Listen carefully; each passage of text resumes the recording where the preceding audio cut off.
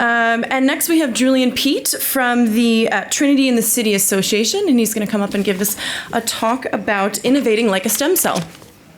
All right. Here we are. Right, thank you, Annette, and that's quite something to follow, Scarlett. I can't talk nearly that quickly. I will do my best. Right, I'm interested in stem cells, and I got interested in them back in my undergrad in New Zealand, as you'll gather from the accent. I'm from the other foot.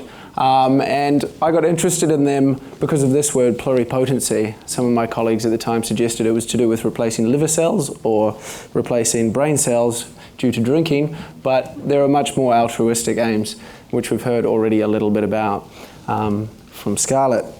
And what this pluripotency means is that these cells can make all sorts of things. They're a little like a fresh undergraduate showing up here, deciding what they want to do, whether they want to go down the path of a molecular biologist or perhaps, for some reason, an accountant.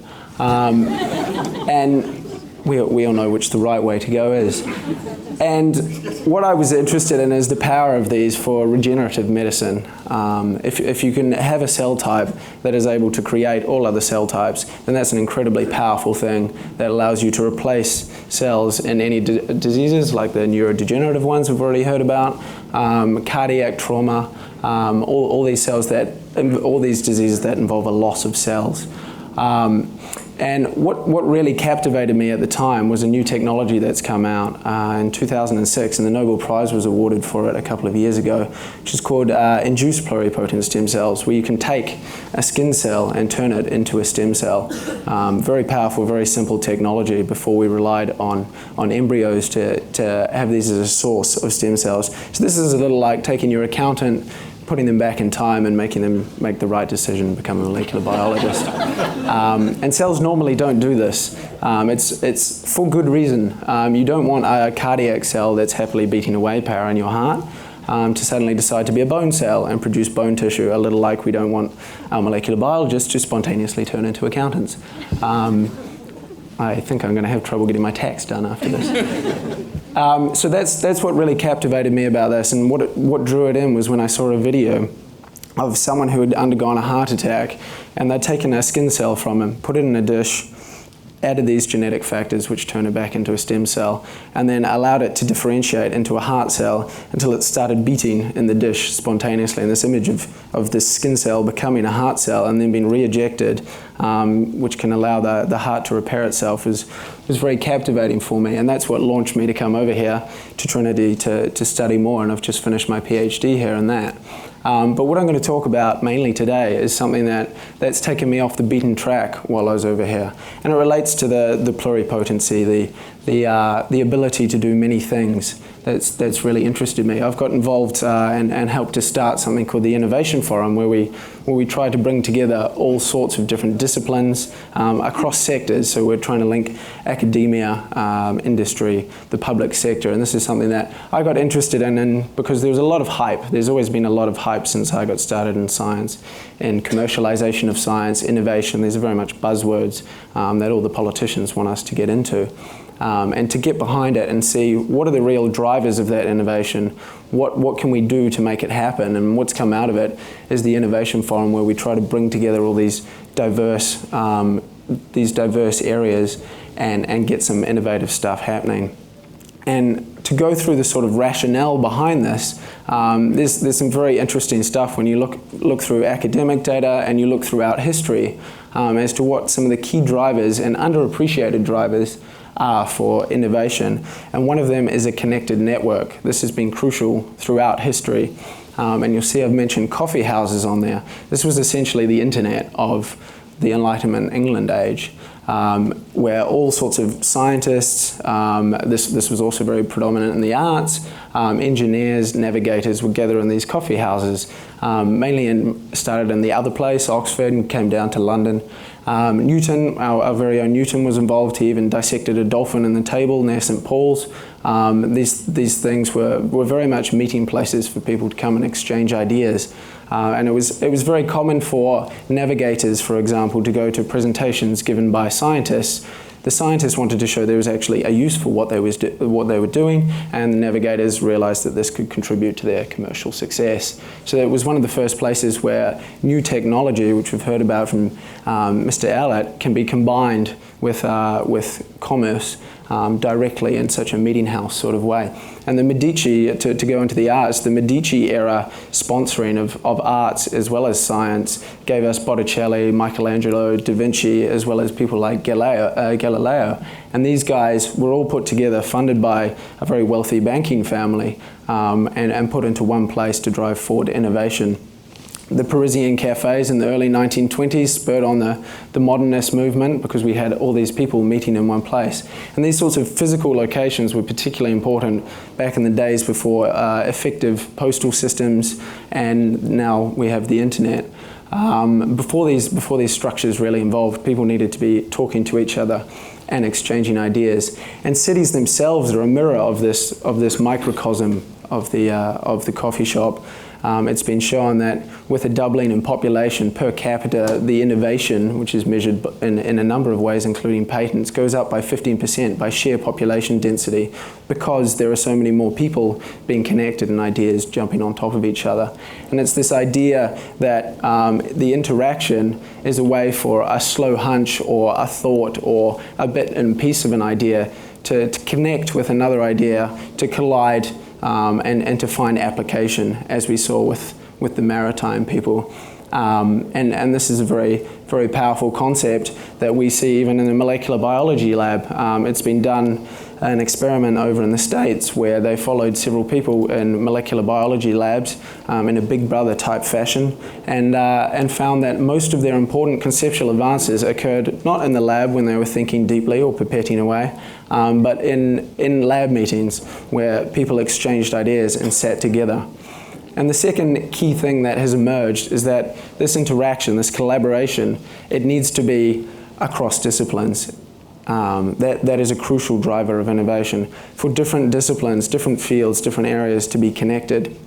And this is even more potent than the network itself. And indeed, in the 60s, Koestler said that almost all, well, he goes so far as to claim that all decisive advances in scientific thought can be put down to this mental cross-fertilization, as he puts it, of thoughts between different disciplines. And the reason for this is because when you take something from an established system and put it in a novel context that allows new things to emerge from its properties, for it to be borrowed from somewhere else. Stephen Johnson, who's written a great book on where ideas come from, has this term acceptation, which describes the borrowing of ideas from other areas and the application of them to new places. And we have some excellent examples of this with Gutenberg.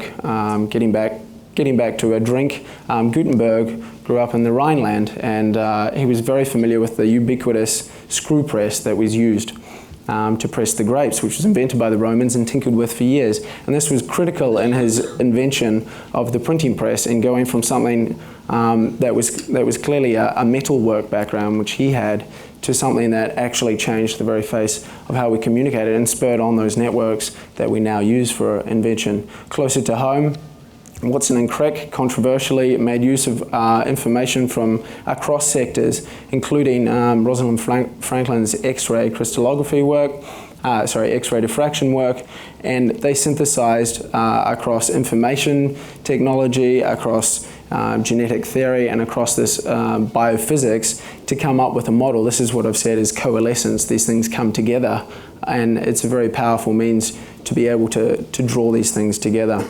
And there's data on this to show that if you have what's called a horizontal network, if you reach out and you happen to have a network of people across multiple disciplines, you are 3 times more likely as an entrepreneur to be successful. And they've also shown in say a large corporate, those branches that are the most successful, those that bridge clusters between different areas. So they don't stay within their own department, but they actually form those bridges. So there's data and examples throughout history to do this. And to examine the role of a multidisciplinary approach in modern society, biology comes in useful. And here you see a branching of specialization as you go from these cells that I was so interested in, the pluripotent cells, up to the various layers of the germ cells, endoderm, mesoderm, ectoderm, and into all sorts of different cell types, especially those hepatocytes,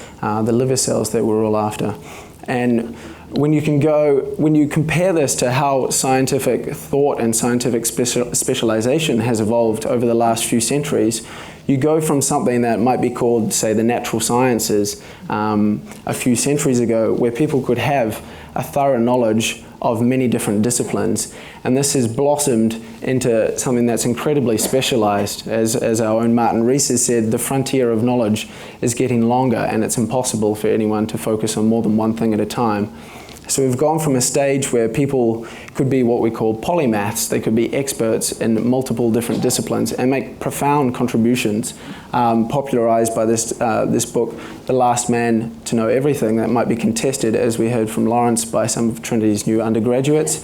But this guy, it's about a guy called Thomas Young, who made the breadth of his achievements are fairly stunning. He contributed to the deciphering of hieroglyphics, to physiology, to vision, to optics, and to electricity, I believe, the forerunners of. So he was able to have all this and be a self-contained, multidisciplinary innovator. And so were people like Darwin, who tinkered around in a number of different fields, and Benjamin Franklin. But with the vast increase in knowledge and the necessary specialization that comes along with it, for multidisciplinary exchange in this day and age, you need to connect different disciplines so that you can bring them together into a communal pluripotency.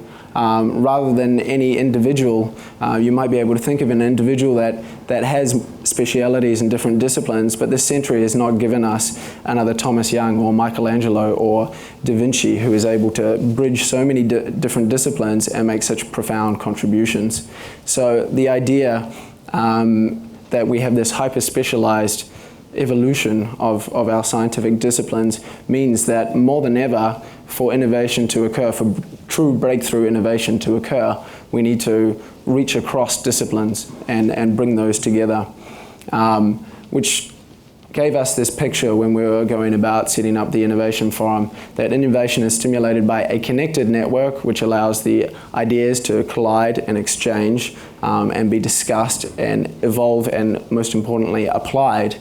That links disciplines to give this communal pluripotency, that links the different areas together. And those two factors have emerged from scientific data and from history as the most powerful drivers of innovation. And that's what we're trying to do with the Innovation Forum, which is now spreading around the world. We're now in 12 different branches across 8 countries, and we'll see how it goes. Thank you very much.